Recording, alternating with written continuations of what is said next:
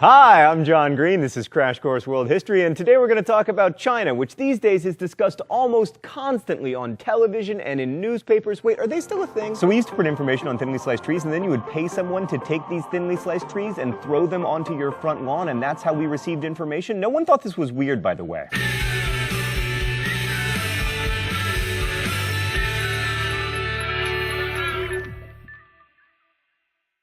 Right, but anyway, you hear a lot about how China's going to overtake the US and bury us under a pile of inexpensive electronics, but I don't want to address those fears today. Instead, I want to talk about how the way you tell a story shapes the story. China was really the first modern state, by which I mean it had a centralized government and a core of bureaucrats who could execute the wishes of that government, and it lasted in pretty much the same form from 150 BCE until 1911 CE, which is technically known as a long-ass time. The Chinese were also among the first people to write history. In fact, one of the Confucian classics is called the Shu Jing, or Classic of History. This is great for us because we can now see the things the Chinese recorded as they were happening, but it's also problematic because of the way the story is told. So even me from the past with this 5 minutes of world history knows that Chinese history is conveniently divided into periods called dynasties. Mr. Green, I didn't even say anything. That doesn't seem very fair. Shh. What makes a dynasty is that it's ruled by a king, or as the Chinese know him, an emperor, who comes from a continuous ruling family. As long as that family produces emperors, and they are always dudes. No, they aren't. First off, there were several empress dowagers who wielded tremendous power throughout Chinese history, and there was one very important full-fledged empress, Empress Wu, who ruled China for more than 20 years and founded her own freaking dynasty.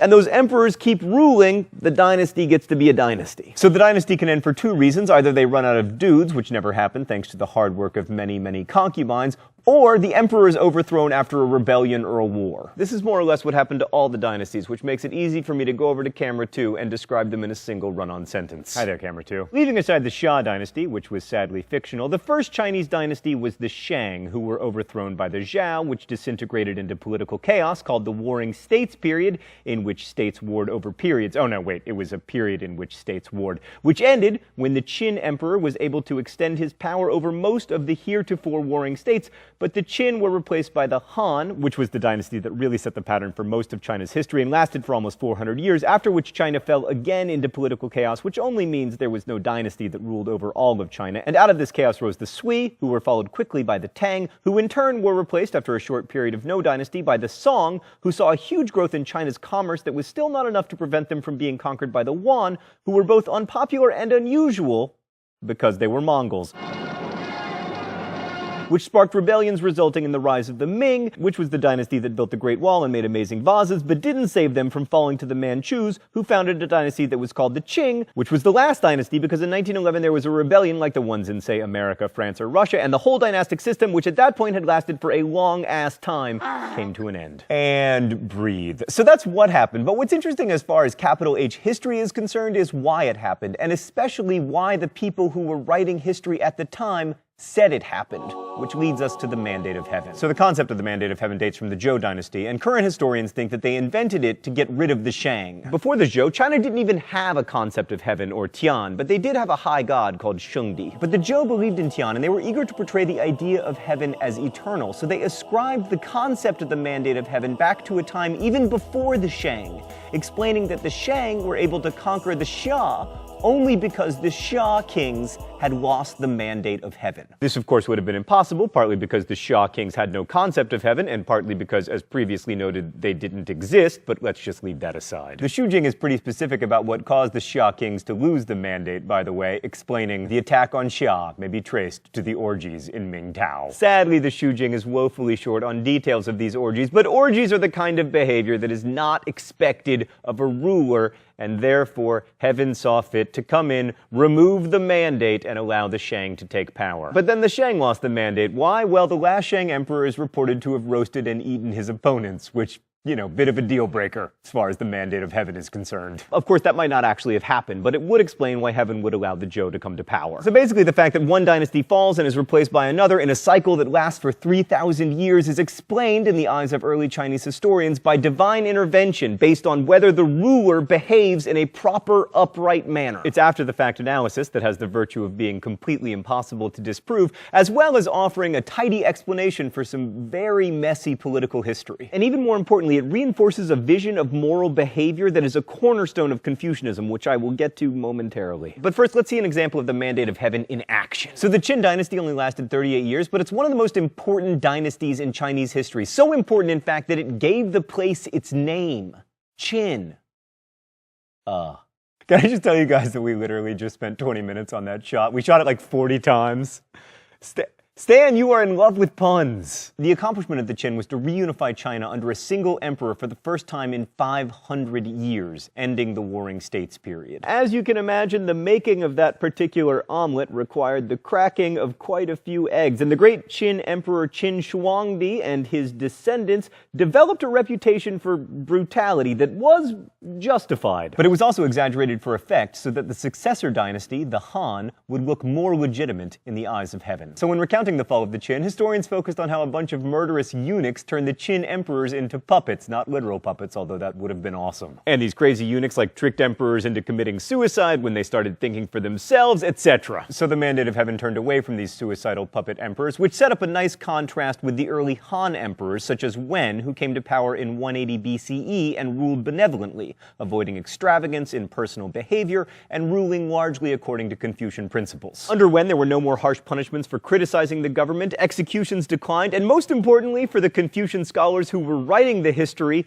the government stopped burning books. Thus, according to the ancient Chinese version of history, Emperor Wen, by behaving as a wise Confucian, maintains the mandate of heaven. So who is this Confucius I won't shut up about?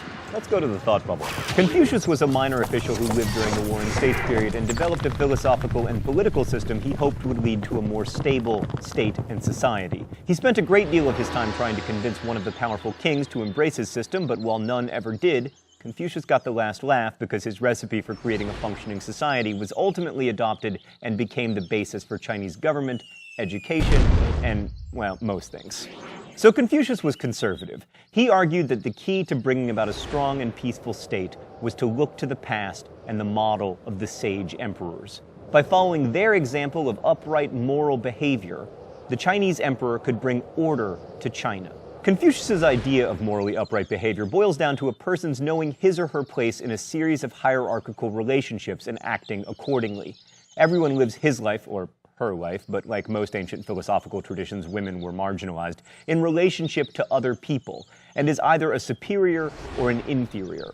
There are 5 key relationships, but the most important is the one between father and son, and one of the keys to understanding Confucius is filial piety, a son treating his father with reverential respect. The father is supposed to earn this respect by caring for the son and educating him, but this doesn't mean that a son has the right to disrespect a neglectful father. Ideally, though, both the father and the son will act accordingly.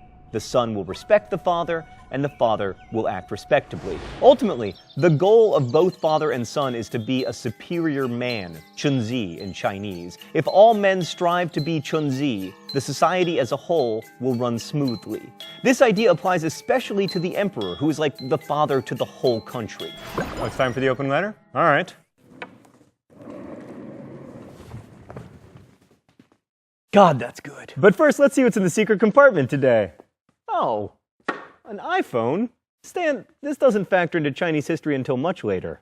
An open letter to the Xia dynasty. Dear Xia dynasty, why you gotta be so fictional? You contain all of the most awesome emperors, including my favorite emperor of all time, Yu the Engineer. There are so many the greats and the terribles among royalty, and so few the engineers. We need more kings like you, the engineer, Peter, the mortgage broker, Danica, the script supervisor, Stan, the video editing and producer guy.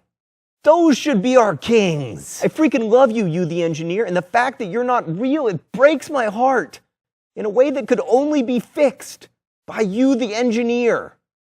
Circularity actually reminds me of the mandate of heaven. Best wishes, John Green. But back to the chunzi. So how do you know how to behave? Well, first you have to look to historical antecedents, particularly the sage emperors. The study of history, as well as poetry and paintings, in order to understand and appreciate beauty, is indispensable for a chunzi. The other important aspects of chunziness are contained in the Confucian ideas of Ren and Li. Ren and Li are both incredibly complex concepts that are difficult to translate, but we're going to do our best. Ren is usually translated as propriety. It means understanding and practicing proper behavior in every possible situation, which of course depends on who you're interacting with hence the importance of the 5 relationships. Li is usually translated as ritual and refers to rituals associated with Chinese religion, most of which involve the veneration of ancestors. Which brings us back in a very roundabout way to the fundamental problem of how early Chinese historians wrote their history. Traditional Chinese historians were all trained in the Confucian classics, which emphasized the idea that good emperors behaved like good Confucians. Would-be historians had to know these classics by heart, and they'd imbibed their lessons, chief among which was the idea that in order to maintain the mandate of heaven,